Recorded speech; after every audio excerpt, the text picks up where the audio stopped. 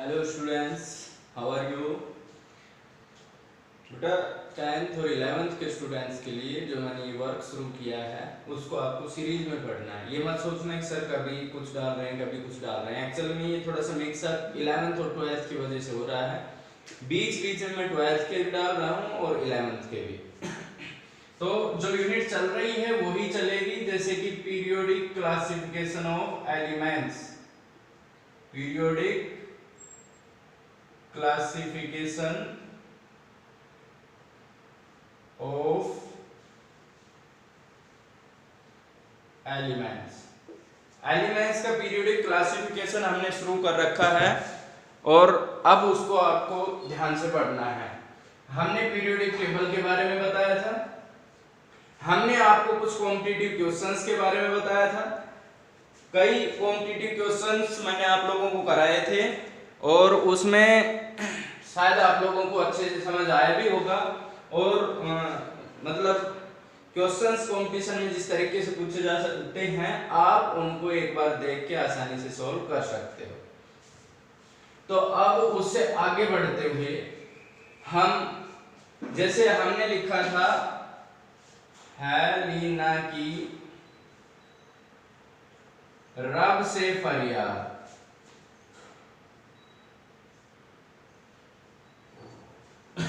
मुझे लगता है बेटा ये चीजें आपको अच्छे से समझ आ गई होगी। दूसरा हमने लिखा था बेटा मांगे कार स्कूटर बापू राज्य, ये बताया था हमने। तो अब पीरियोडिक टेबल को हमने अलग अलग ब्लॉक में रख दिया। बेटा ये ग्रुप बनाए थे हमने, ये फर्स्ट ग्रुप था, ये सेकंड ग्रुप था, थर्ड फोर्थ फिफ्थ, इस तरह से मैंने आपको बताए थे कि एक मॉडर्न पीरियोडिक टेबल में 18 ग्रुप्स हैं और 7 पीरियड्स हैं। इस तरह से 7 पीरियड्स थे और इस तरह से बेटा 18 ग्रुप्स थे। अब हमने इसको, ये जो दो ग्रुप थे पहला और दूसरा, फर्स्ट एंड सेकंड ग्रुप को हमने नाम दे दिया था एस ब्लॉक एलिमेंट्स। इनको बेटा एस ब्लॉक एलिमेंट्स हम बोलते हैं। क्यों बोलते हैं उसका मैं अभी आप लोगों को बताता हूं। एस ब्लॉक एलिमेंट्स क्या होते हैं? वो एलिमेंट्स जिनके हम इलेक्ट्रॉनिक कॉन्फ़िगरेशन लिखते हैं और लास्ट इलेक्ट्रॉन अगर एस ऑर्बिटल में जाता है तो उसको हम क्या कहेंगे? S block elements. जैसे कि हम इनकी इलेक्ट्रॉनिक कॉन्फ़िगरेशन लिखें, the elements in which last electron enters in s orbital। जैसे कि हमारे पास लिथियम है, लिथियम का एटॉमिक नंबर 3 है, हम इसकी इलेक्ट्रॉनिक कॉन्फ़िगरेशन लिखें। लिखिए, आपको लिखनी तो आती ही है 1s2 and 2s1 लिख दिया आपने। आखिरी इलेक्ट्रॉन है वो कहां जा रहा है? s में जा रहा है, तो हम इसको क्या बोलेंगे? s block element. तो ये जितने भी एलिमेंट हैं, ये जितने भी एलिमेंट है अगर हम इनकी इलेक्ट्रॉनिक कॉन्फ़िगरेशन लिखेंगे तो आखिरी इलेक्ट्रॉन आप देखोगे s ऑर्बिटल में जा रहा है, तो उसको हम क्या कहेंगे? s block element. एक बेटा हम इनकी लिखते हैं general outermost electronic configuration. General हमने एक ट्रेंड बना दिया, जैसे कि इसकी जब हम इलेक्ट्रॉनिक कॉन्फ़िगरेशन लिखेंगे तो ये आएगा कि n का मतलब n1 भी हो सकता है, 2 3 4 5 ऐसे हो सकता है। s में या तो एक इलेक्ट्रॉन मिलेगा आपको या 2 इलेक्ट्रॉन मिलेंगे। देखो मैं आपको बताता हूं, अगर हम इसको देख रहे हैं तो यहाँ n की वैल्यू कितनी है? 2 है और s 1 हो सकता है, 2 इसमें 1 है, तो हम क्या कहेंगे? ये एक s ब्लॉक एलिमेंट है। जैसे कि मैंने सोडियम को उठा लिया and sodium contains 11 electrons। हम इलेक्ट्रॉनिक कॉन्फ़िगरेशन लिखेंगे 1s2 2s2 2p6 and 3s1। अब आप देखिए n की वैल्यू 3 है, s में कितना आ रहा है? 1। हम कह देंगे s block element because last electron is entering into s orbital. इसी तरीके से अगर मैं बात करूं, जैसे मैग्नीशियम का लिख लो, मैग्नीशियम कंटेन्स 12 इलेक्ट्रॉन्स। बेटा हम क्या लिख सकते हैं? 1s2 2s2 2p6 and 3s2। Last electron कहाँ जा रहा है, s में जा रहा है। हमने कहा था या तो 1 मिलेगा या 2 मिलेगा, यहाँ पर 2 मिल रहा है, क्या कहेंगे, s ब्लॉक एलिमेंट बोल देंगे बेटा इसको। तो आप क्या कहोगे, इनको हमने s ब्लॉक एलिमेंट्स का नाम क्यों दिया, क्योंकि जब हम इसकी इलेक्ट्रॉनिक कॉन्फ़िगरेशन लिखते हैं तो लास्ट इलेक्ट्रॉन जो एंटर कर रहा है वो कहां कर रहा है, s ऑर्बिटल में कर रहा है। That's why these are known as s block elements. अब हम इनके कैरेक्टरिस्टिक्स पढ़ेंगे, characteristics of s block elements।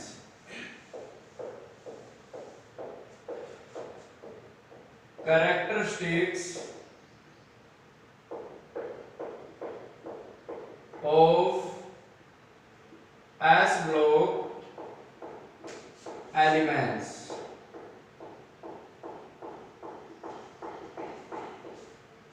ये जो s block elements हैं इनकी characteristics, तो पहला, these are soft metals। बेटा ये जो s ब्लॉक एलिमेंट्स हैं ये सॉफ्ट मेटल हैं। अब मैं बताता हूं आपको कि पहला तो मेटल क्यों है, दूसरा फिर ये सॉफ्ट क्यों है। ये मान लो कोई एटम है हमारे पास, ये है कोई एटम और इसके आखिरी सेल में ये इलेक्ट्रॉन है। अब बेटा आप देखिएगा कि एटम जो है, आपने 9th में पढ़ा भी होगा, एटम के जो न्यूक्लियस होता है उसमें पॉजिटिव चार्ज होता है। ये पॉजिटिव चार्ज किस वजह से होता है, क्योंकि न्यूक्लियस के अंदर होते हैं प्रोटॉन और न्यूट्रॉन। न्यूट्रॉन पे कोई चार्ज नहीं होता जबकि प्रोटॉन पे पॉजिटिव चार्ज होता है। तो टोटल चार्ज कैसा आ गया, यहाँ पर पॉजिटिव चार्ज, और यहाँ पर क्या है, ये इलेक्ट्रॉन। बेटा हमें बताया था कि एटम में न्यूक्लियस होता है जिस पे पॉजिटिव चार्ज होता है, इलेक्ट्रॉन नेगेटिवली चार्ज इलेक्ट्रॉन इसके चारों तरफ चक्कर लगाते हैं। अब सॉफ्ट मेटल है ये, तो पहली बात तो ये मेटल क्यों है, मेटल क्या होते हैं, आपने डेफिनेशन पढ़ी होगी, मेटल्स वो सब्सटेंसेस होते हैं जो इलेक्ट्रॉन को लूज करते हैं। तो अब आप देखिए ये जो पॉजिटिव चार्ज है ये नेगेटिव चार्ज को अट्रैक्ट रखता है लेकिन बेटा इनका साइज बड़ा होता है, तो बड़ा साइज होने की वजह से ये जो न्यूक्लियस पे पॉजिटिव चार्ज है और इस इलेक्ट्रॉन पे नेगेटिव चार्ज है, इनमें अट्रैक्शन हो गई कम। तो अट्रैक्शन कम है तो ये इस इलेक्ट्रॉन को आसानी से लूज कर सकता है। या मैं आपको सीधा सा एग्जांपल दे दूं सोडियम का। सोडियम कंटेन्स 11 इलेक्ट्रॉन्स, तो इसकी जो इलेक्ट्रॉनिक कॉन्फ़िगरेशन है 2819 में आपने पढ़ी होगी कि हर कोई क्या चाहता है, अपना ऑक्टेट पूरा करना चाहता है। ऑक्टेट का मतलब है हर कोई चाहता है कि उसके आखिरी सेल में 8 इलेक्ट्रॉन हो।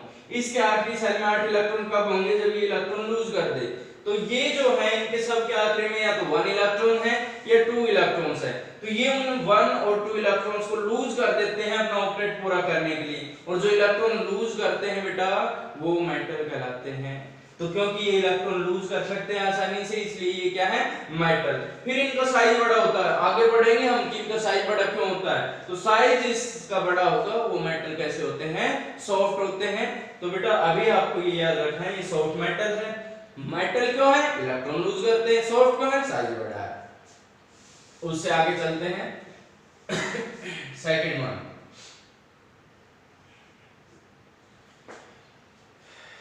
these form ionic compound।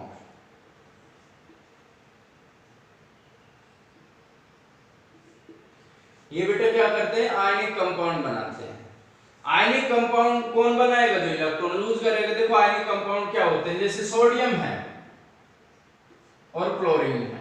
अब आप देखना सोडियम इलेक्ट्रॉन लूज करता है, क्यों लूज करता है मैं अभी बताता हूं। सोडियम में 11 इलेक्ट्रॉन्स हैं, 281, ऑक्टेट पूरा करना है, 1 इलेक्ट्रॉन लूज कर देगा। क्लोरीन में बेटा 17 इलेक्ट्रॉन्स होते हैं, 287, तो ये क्या करेगा, 1 इलेक्ट्रॉन इसको दे देगा। ये इलेक्ट्रॉन लूज कर रहा है, ये गेन कर रहा है, एक पे पॉजिटिव, जो गेन कर रहा है उस पे नेगेटिव। तो इस पॉजिटिव और नेगेटिव में अट्रैक्शन हो रही है। तो इस तरह का जो अट्रैक्शन होता है, इस तरह का जो कंपाउंड होता है, उसको हम क्या बोलते हैं, आयनिक कंपाउंड। तो क्योंकि ये इलेक्ट्रॉन लूज करके आसानी से आयन बना देते हैं, इसलिए ये क्या करते हैं, आयनिक कंपाउंड बनाते हैं। तो हम कह सकते हैं S block elements form ionic compound. Third जो पॉइंट है, these are strong reducing agent.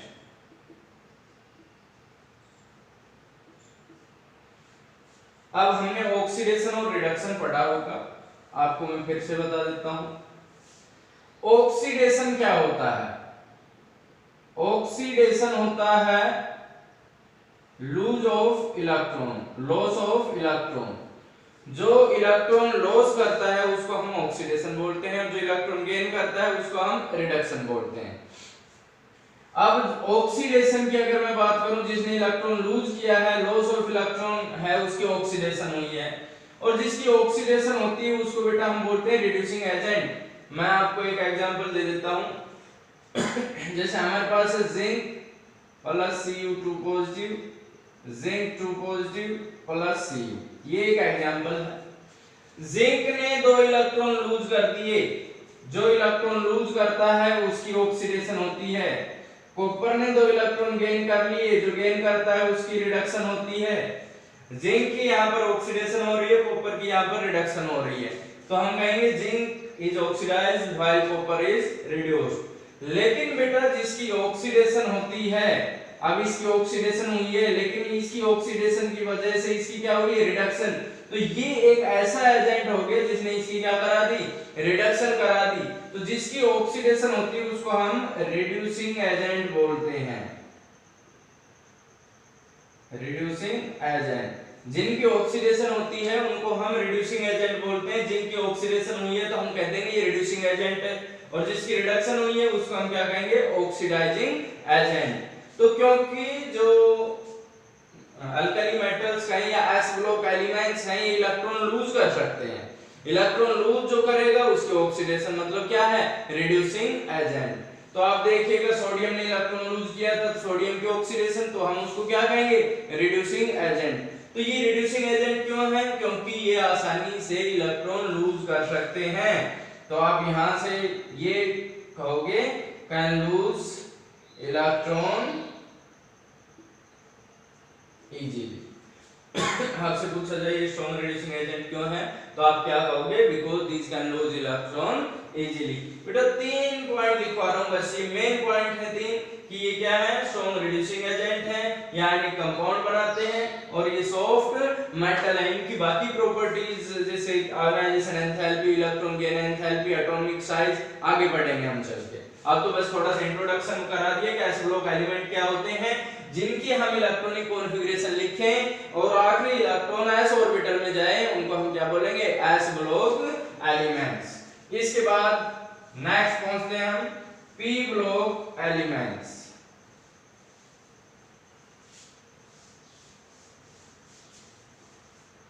p block elements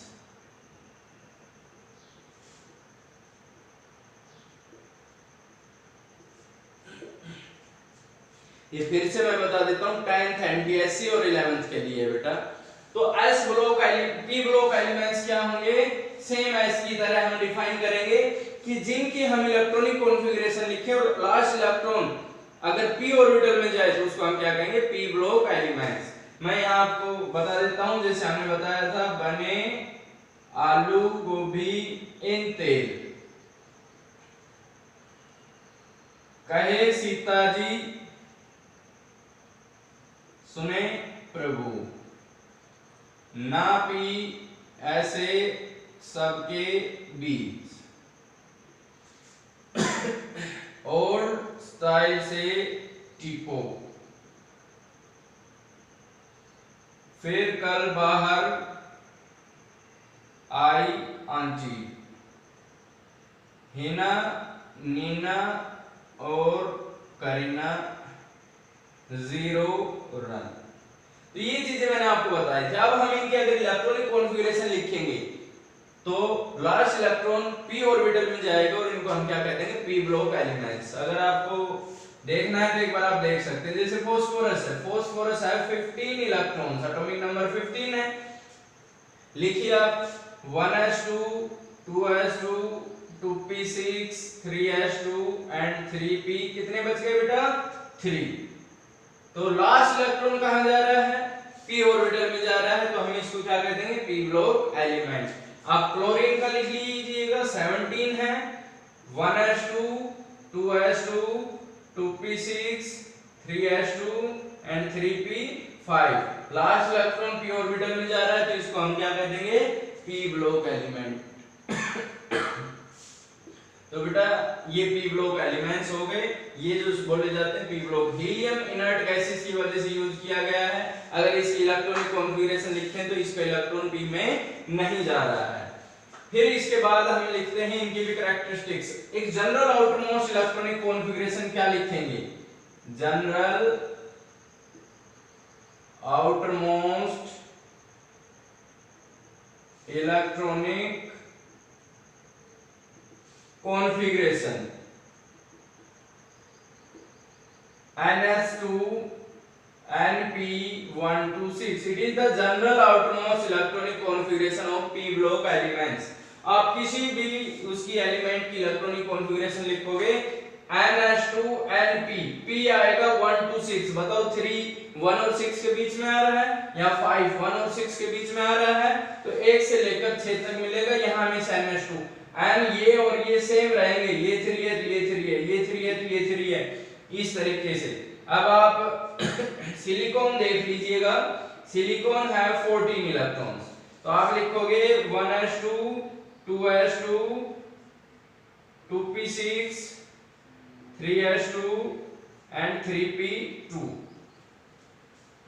अब आप देखिएगा NS2 एंड N सेम है, 3 3 P, एक भी हो सकता है, 2 भी हो सकता है, 3 भी हो सकता है, 4 भी हो सकता है, 5 भी हो सकता है और 6 भी हो सकता है, तो ये भी उनके बीच में आ रहा है।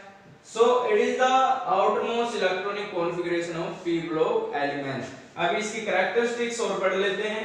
Characteristics of p block elements.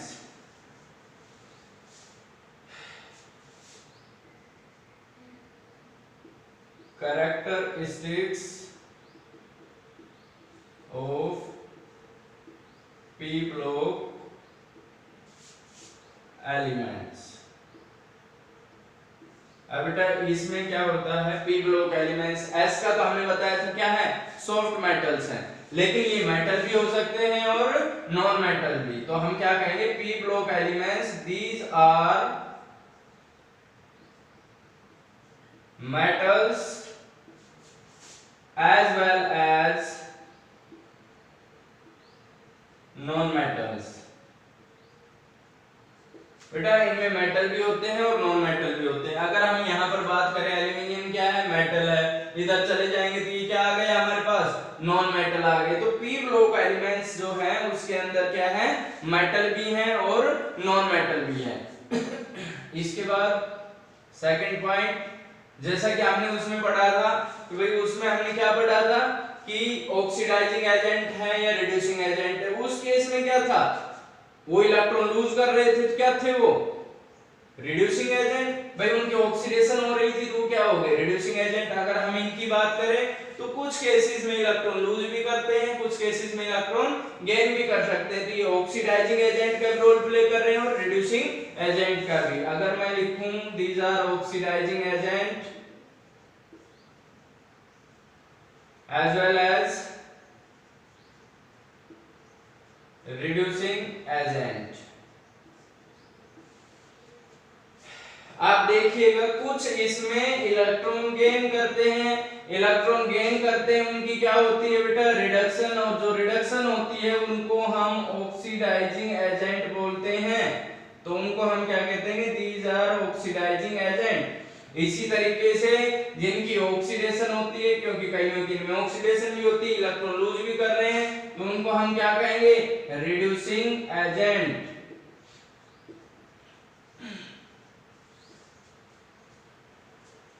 फिर इनमें third one, variable oxidation state, this shows variable oxidation state. अब बेटा वेरिएबल ऑक्सीडेशन स्टेट का मतलब होता है चेंजेबल ऑक्सीडेशन स्टेट। एक ही एलिमेंट एक से ज्यादा ऑक्सीडेशन स्टेट दिखाए तो उसको हम क्या कहेंगे, वेरिएबल ऑक्सीडेशन स्टेट। जैसे क्लोरीन की हम बात करें चेंजेबल ऑक्सीडेशन स्टेट दिखाता है, क्लोरीन -1 भी दिखाता है, +1 +3 +5 इस तरह के ऑक्सीडेशन स्टेट शो करते हैं। ये आयोडीन +7 भी शो करता है, ठीक है।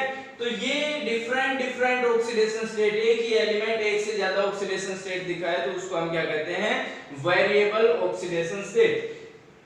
एस ब्लॉक एलिमेंट में जैसे मैंने नहीं लिखाया, तो एस ब्लॉक एलिमेंट जो ऑक्सीडेशन स्टेट दिखाते हैं +1 और +2 ऑक्सीडेशन स्टेट जो उन पे चार्ज होता है हम कहें +1 और +2। आप देखिए सोडियम है, एक इलेक्ट्रॉन लूज करता है तो उस पे कैसे चार्ज आता है, +1। तो जो पहला ग्रुप है फर्स्ट ग्रुप वाले दिखाते हैं +1 ऑक्सीडेशन स्टेट। अगर मैं सेकंड ग्रुप की बात करूं, जैसे मैग्नीशियम है, मैग्नीशियम 2 इलेक्ट्रॉन लूज कर सकता है तो उसमें की जो ऑक्सीडेशन स्टेट है वो +2 होती है। तो हम कह सकते हैं कि जो एस ब्लॉक एलिमेंट है वो +1 और +2 ऑक्सीडेशन स्टेट दिखाते हैं। जबकि पी ब्लॉक की बात करूं तो ये वेरिएबल ऑक्सीडेशन स्टेट दिखाते हैं, एक ही एलिमेंट एक से ज्यादा ऑक्सीडेशन स्टेट शो करता है। तो these are the characteristics of P block elements. बेटा आप इतना पढ़ोगे यार, मैं थोड़ा थोड़ा करके डेली आपको वर्क कराता रहूंगा, लेकिन ये वर्क आप नोटबुक में करोगे और मेरे को शो करोगे, व्हाट्सएप पे भेजोगे। Thank you.